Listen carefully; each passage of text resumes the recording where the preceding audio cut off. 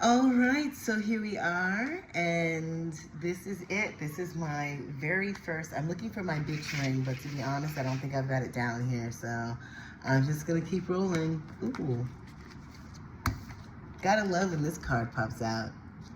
Anyway, this is going to be my weekly recording of just pulling some tarot cards. I think this is going to be a great way for us to organically learn tarot together, as well as explore some possible recurring themes going on in our personal and collective lives. See what's cooking in the week ahead and figure out what were the lessons that we can take with us from the week we just survived. I've said that I want to do this for a very long time. But I'm, just being honest, I always found a reason to not do it. I always found a reason to talk myself out of it or say, this isn't the time, but I'm past that. So without further ado, first thing I always like to do when I'm giving a reading is to take a few seconds to breathe, especially if I'm reading someone else. If it's just for me, there's a really good chance that I've been in that space from the moment I picked up the cards. But when I'm reading someone else, I find that it's almost like a very jumpy energy from the moment that we commune. And right before I pull the cards, I tell them, let's breathe for about 30 seconds. You don't have to close your eyes. You don't have to cross your legs. Maybe some of you even here, I live in Harlem, USA, aka Manhattan. And there's a car honking and a fire truck blasting up the street.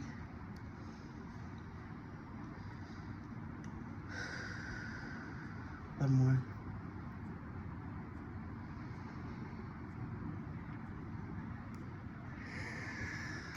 Excellent.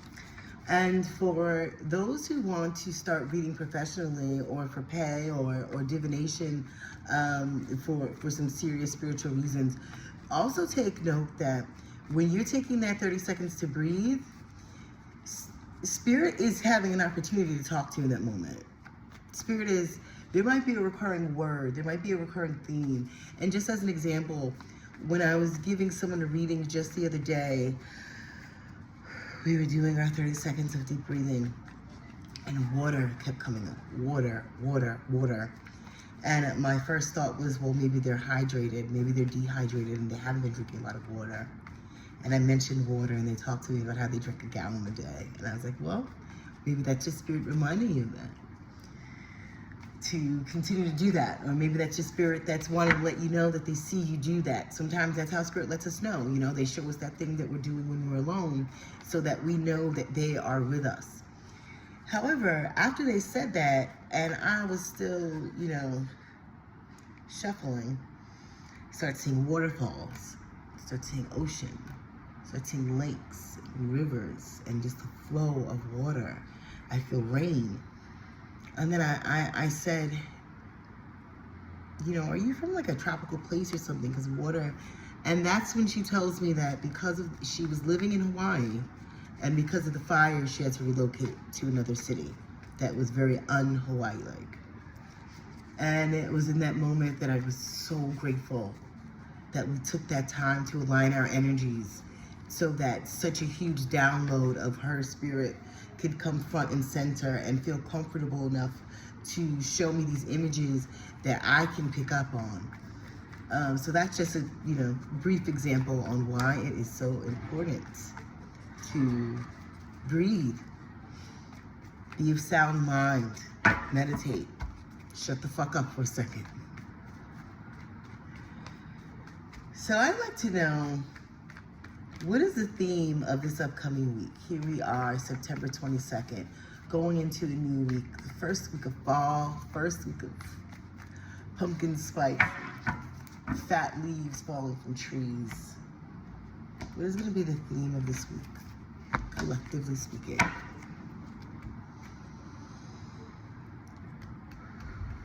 I'm pretty. Oh, contracts and unions. That's what I get. You know, first thing I think about when I got the, and if anyone is wondering why I'm using the Rider-Waite-Smith deck, I use that deck because one, it's easiest for you to learn from. Two, it is the oldest deck that I have, the first one that I got for myself that I've been using for about 4 years now. And so it worked with a certain level of energy and clarity for me that I appreciate. But back to the card. So for this first week, this makes a lot of sense. Just if you are new to tarot, then we can look at the symbolism for a moment. It's the Two of Cups, cups that represent the water signs. And so that is Cancer, Scorpio, and who is that other water sign? Cancer, Scorpio. It'll come to me. And so what we have is obviously two people coming together in what looks like a union, right? And then there's that third being above them that is really helping them to conjoin, or is at least looking after. So in a symbolism sense, it obviously, I mean, you can go towards couples. It could be very possible that someone is getting into some kind of new situationship, dating or whatever. But also, this is a card of connection. And this is a card of also contracts, which they kind of do go hand in hand, depending on what you're signing. But this is really, the reason why I say that this makes sense is that there are times when we're thrown into seasons, like the week before winter when it's already snowing and below zero and just nasty. And then there are times when we glide into them. And I know that I'm not the only person that is really feeling like summer had its full stay. I got the most of it that I possibly could. And now it is actually really exciting to embrace this new season of cool weather and foliage and new fashion and a new attitude. And that's a lot of what we get when we pull the Two of Cups. I like that for us. And I can see a lot of us getting into some new projects. I can see a lot of us really committing to some ideas that we've been throwing around all summer. But now as the year is winding down, we're getting into these last 3 months and we're being honest. You know what I'm saying? We're being honest about what we've been doing, how we've been doing it, and how we can be doing things better, and even some things that we don't need to be doing at all. And so I'll pull a clarification card for that Two of Cups. But this is definitely a week to be looking into what you are committed to. And when I'm looking at myself, I know that I've been working on book number 2. And I've been throwing the ball around, and I've been jotting down ideas and flirting with my outline. But I can tell you that when I woke up this morning, it was the first thing that called me. And I started thinking of dates when I can have this completed. And I started thinking about when this was going to be prepared to show to my publisher and to put it out there. And it was this internal clock within me. Nobody told me to do it. It wasn't like, oh, I've got to do it because this and then that and then this. It was really just this intuitive feeling. And I imagine that there's going to be a lot of us this week that are intuitively moving into things that we want to be doing, things that are calling us that we might not have even been considering or taking seriously just a couple of weeks ago. But we're in a new energy now. We're in a new season now. And so we have the Queen of Pentacles. And to know and understand the Queen of Pentacles is to know that this is a queen who is not moving in stir-crazy energy. And this is also a queen who is keeping track of some of those wins that just came before her.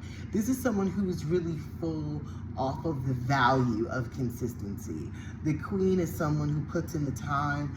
The queen is someone who doesn't just know the value of a dollar, who knows the value of the work that goes into the dollar. So when we are putting this together and we're talking about this week that is to come, you can absolutely feel and move with confidence when you are making these decisions about your future that are going to require the currency of time and the currency of money. Make that next step, take that class, put the money down, invest. This is really the time to do that. And I'm looking at myself and I'm thinking about my currency of time. And I'm thinking about the currency that I want to flow in.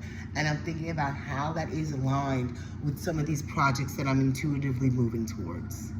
So that's our week in our upcoming, what we've got to look forward to. What I'm really curious about, which I'm always curious about, because I'm all about the lesson. I am an Aries sun. I am, and as well as a Scorpio moon. So I am always here to learn the lesson of what was and to interrogate my decisions, not with regret or even unwarranted, I guess that's what I would call it, unwarranted pride or cockiness.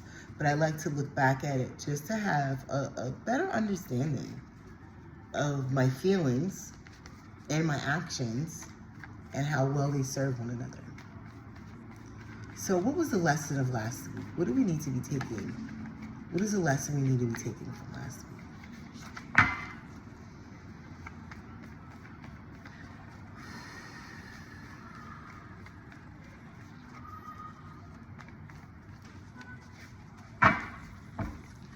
What is the lesson we're taking from last week?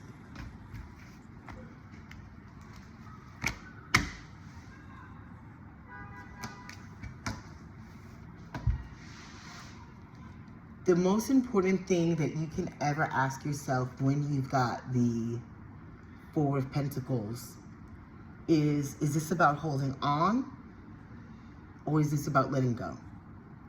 Because remember, when we're talking about energy and frequency, it's not always about, did the card fall, introverted, or did it fall right side up? It's really about, is that energy high vibing or low vibing? Is this energy saying someone who is holding on to something tightly, even if it's not holding them back, or it's hurting them to hold on? Or is this someone who is actually letting go of something that they've been holding on to? So I kind of want to leave it up to you a little bit to ask yourself that question. Did I spend my week that just passed holding on to something? Or did I spend my week letting go? And how did that serve me? I can be 100% honest with you. I say this as someone who spent the first 6 months of the year promoting my book, and then the 3 months that followed promoting my book. And I did it 10 times harder once the book was out, and I was doing a lot of in-person appearances, and I was doing a lot of traveling, and I was doing a lot of engaging. And I can tell you that there's so much energy that is involved with peopling and showing up and advocating for yourself and being public and being vulnerable and being accessible, and I can go on and on. However, last